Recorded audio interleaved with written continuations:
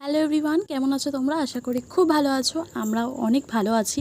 দেখো, বারাসাতে কিন্তু ড্রিম হার্ট বলে একটা রেস্টুরেন্ট আছে, আর সেটারই রুফটপ ক্যাফে খুলেছে, আর আমরা সেখানেই গেছিলাম আজকে। ক্যাফে ওপেনিং হয়েছে কিন্তু জুন মাসে, আর আমরা প্রায় 2.5 মাস পরে আসলাম। মানে আমাদের 2 মাস আগে প্ল্যান হয়ে গেছিল। আসলে আমাদের জীবনে অনেক শর্ট টাইম, তার জন্য আমাদের আসাটা একটু লেট হয়ে গেল। যাই হোক, আজকে এসছি আর অনেক অনেক ফটো তুলবো, অনেক অনেক মজা করব, সেটাই তোমরা দেখতে থাকো। ফার্স্টে এন্ট্রি করেই তো আমরা পুরো ভিউটা ক্যাপচার করলাম, আর পুরো ক্যাফেটা ভালো করে ঘুরে দেখলাম।